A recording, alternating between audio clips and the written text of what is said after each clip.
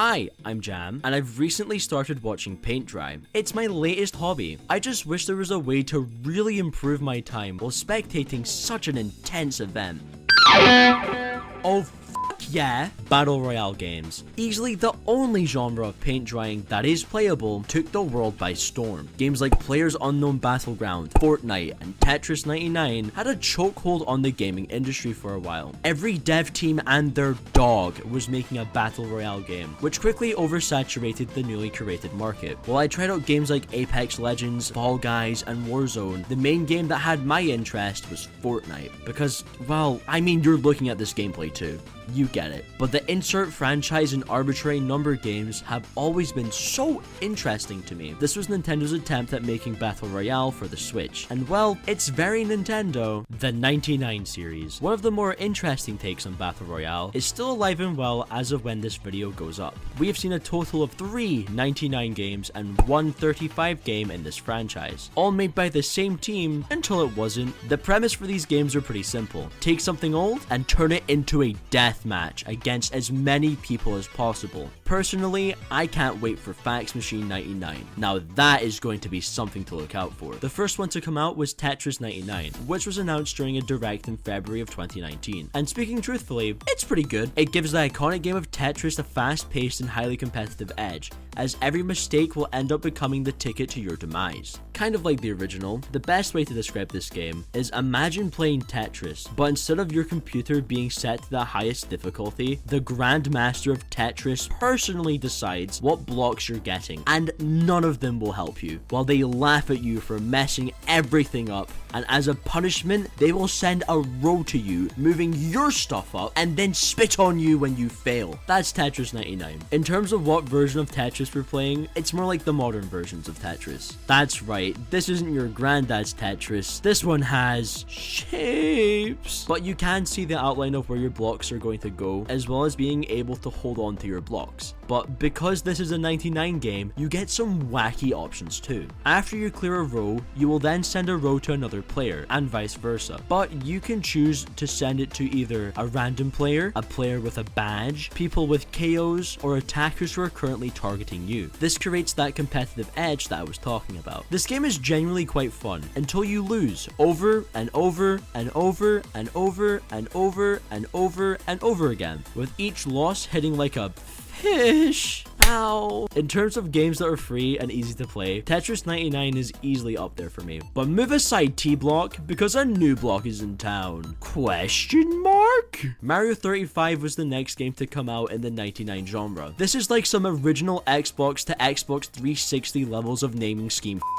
But besides breaking the naming convention, this game was made for Mario's 35th anniversary. I had you play against 35 players at the first Super Mario Bros. Your goal was to last longer than your opponents as a timer would go down. You can make the timer go up by getting coins, killing enemies, getting power-ups, you name it, it helped. Plus, if you killed enemies, you could send them to your opponents, and vice versa. This was probably the best 99 game in terms of actual gameplay, because it was just Mario. But you had to be strategic. You weren't just playing against other people, but also the clock. This created a really intense environment, but it was so cool! Like in Tetris 99, you were able to target 4 specific groups of people. But the coolest thing, in my opinion, was being able to buy a question mark block throughout the game. This was a literal lifesaver, as you could be a small Mario about to get hit by a Koopa shell to then magically get a fire flower, and suddenly all at despair seems so silly. The biggest issue with this game was that it was a limited time game for Mario's 35th anniversary. So if you haven't played it in the past, you'll never be able to play it in the future. But when one dies, another props its ugly little yellow head up to replace it. Pac-Man 99. Pac-Man 99 was announced a few days before Mario 35 came offline for good. This took the classic gameplay of Pac-Man and made it really cool.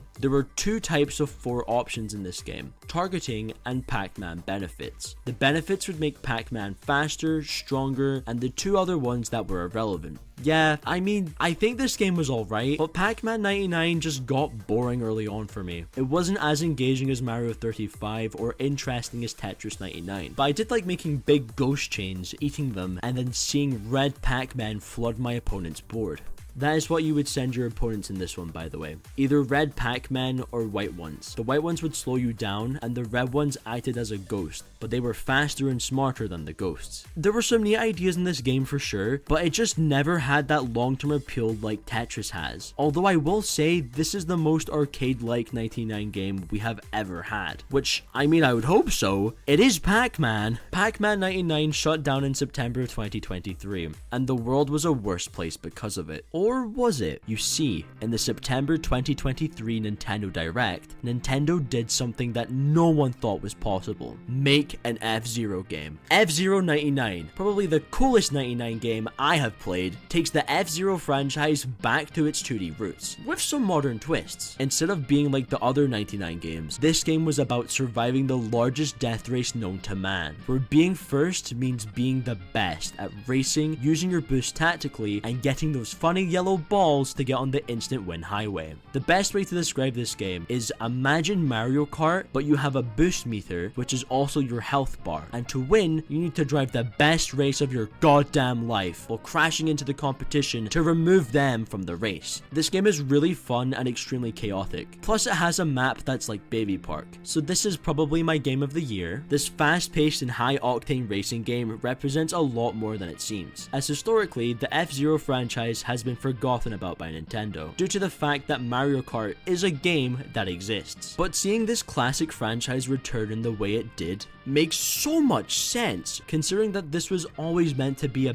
big old death race. And who knows, maybe we'll see a F-Zero return with a larger title in future because of this. Either way, this is probably one of the more solid 99 titles, and I really do like this game. I hope it gets regular updates and new content added to really make this something special. Well, wasn't that neat? I was able to talk about my favorite subgenre of paint drying, but if you excuse me, I'm gonna go back to the real thing now. Son of a bitch! Paint isn't always wet!